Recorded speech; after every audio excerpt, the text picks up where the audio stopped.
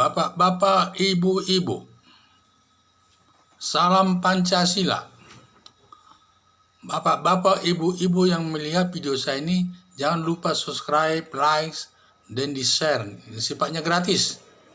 Sekarang saya mengomentari kerusuhan di Lapas Tuminting, Manado.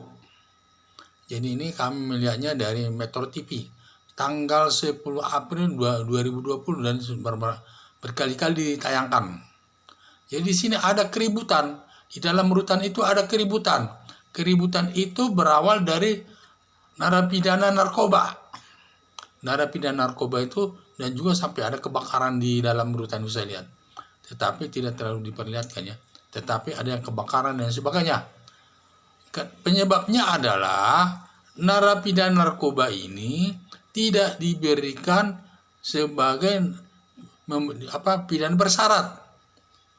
Tidak diberikan pidana bersyarat, padahal narapidana lainnya, umpamanya perkara pembunuhan, pencurian dan sebagainya diberikan. Tetapi khusus narapidana narkoba tidak diberikan, sehingga mereka marah sampai marah. Terjadilah mungkin di dalam itu kerusuhan, dalam bentuk sampai ada yang kebakaran di dalam rutan itu. Dan pembebasan bersyarat itu sudah ditetapkan Menteri Hukum dan HAM, dan ini berlaku ke seluruh Indonesia. Setiap rutan Indonesia berlaku. Siapa narapidananya sudah memenuhi syarat, pidana bersyarat suruh keluar, nanti sepertiga dilaksanakan di rumahnya. Jadi pidana bersyarat itu adalah apabila dia sudah melaksanakan pidananya 2/3 daripada putusan hakimnya itu 2/3 masa di penjara, maka 1/3 lagi dapat dilaksanakan di rumah. Apa kaitannya katanya dengan virus corona, sehingga dipercepat. Tetapi khusus narapidana daripada narkoba ini tidak diberikan, sehingga mereka marah masalah itu. Jadi kalau menurut saya lihat kebijakan Menteri Hukum dan HAM ini tidak benar menurut saya ya. Sifatnya dia itu diskriminatif. Sama-sama diskriminatif. Kenapa? Negara kita ini sebagai negara hukum. Hukumlah yang tertinggi. Hukum itu adalah panglima. Tidak boleh menambah-nambah masalah yang lain kepada masalah. Kalau seorang narapidana itu, padahal narapidana sudah sama-sama dihukum dengan putusan hakim.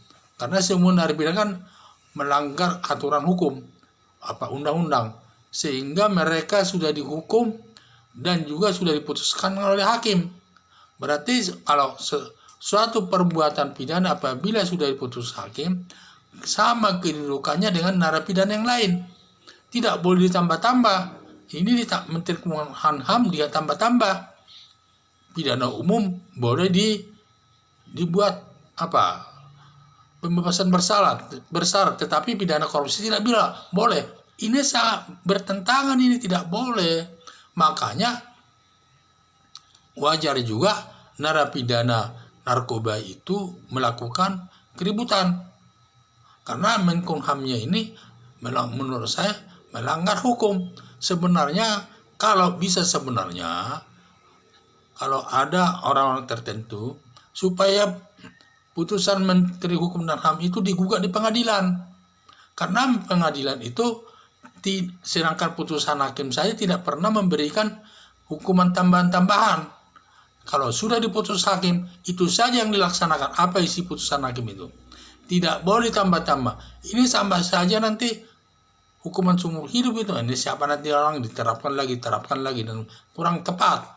Sebenarnya kalau ada di pusat atau di mana, dia mengajukan gugatan, menggugat Menkumham itu masalah putusannya itu digugat di pengadilan, biar nanti pengadilan memberikan putusan apa isi putusan itu. Dugaan saya pasti pengadilan membatalkannya itu, dugaan lo ya, tapi semua di bawah kewenangan hakim. Salah satu contoh waktu masalah pilkada, di mana pilkada ada direkturnya itu, KPU-nya itu tidak memperbolehkan mantan narapidana koruptor menyalek. Tetapi setelah kasusnya disampaikan kepada Mahkamah Agung, putusan penetapan Mahkamah Agung menyatakan bahwa narapidana koruptor bisa nyalek.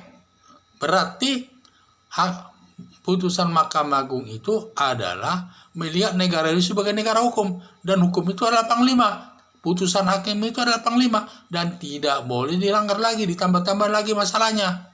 Di situ. Makanya harapan saya kalau ada narapidana tidak menerimanya, supaya menggugat, memperadilankan putusannya itu, putusan Menkumham, kebijaksanaan Menkumham itu ke pengadilan tata usaha bisa, dan lain sebagainya. Jadi lebih tepatnya ke pengadilan tata usaha negara, atau kalau bisa penetapan Menteri Hukum dan HAM itu diajukan kepada Mahkamah Agung, minta pendapat kepada Mahkamah apakah bisa dibenarkan hal-hal demikian. Karena hakim itu kalau tidak diajukan permintaan, dia tidak mau bertindak, diam saja dia. Tetapi kalau sudah ada yang mengajukan, dia wajib hukumnya. Karena asas hukum hakim itu menyatakan setiap perkara yang diajukan sama dia berhak menyelesaikan masalah apakah diterima atau tidak. Tidak boleh menolak. Jadi di sini harapan saya supaya menjaga keadilan itu, dan juga tidak masalah. Maunya ada yang mewakili salah satu orang lembaga pemasyarakatan yang haknya tidak diberikan, mengajukan gugatan kebijaksanaan daripada Menkumham itu ke peradilan tata usaha negara. Biar nanti peradilan tata usaha negara yang menilai. Karena itu menurut saya sudah melanggar ketentuan aturan hukum. Bahwa di situ hakim yang berwenang, karena putusan hakim itu sama juga dengan hukum. Jadi sudah melebihi dari hukum. Dia sudah diputus hakim, sedangkan putusan hakim saja tidak menyatakan demikian. Hanya dihukum dan kembali barang bukti dan lain sebagainya. Itu aja ketentuannya. Tetapi masalah pembebasan bersyarat tidak boleh komentari ditambah-tambah lagi. Sudah sama haknya dengan narapidana lainnya. Jadi saya harapkan semoga narapidana ada yang menggugat putusan kebijaksanaan Mahkamah Kebijaksanaan Menkumham yang menyatakan tidak memberikan pidana bersyarat kepada narapidana narkoba, supaya diajukan ke pengadilan, apakah minta fatwa kepada Mahkamah Agung atau langsung digugat ke Pengadilan Negeri Tata Usaha Negara di Jakarta. Sekian dan terima kasih.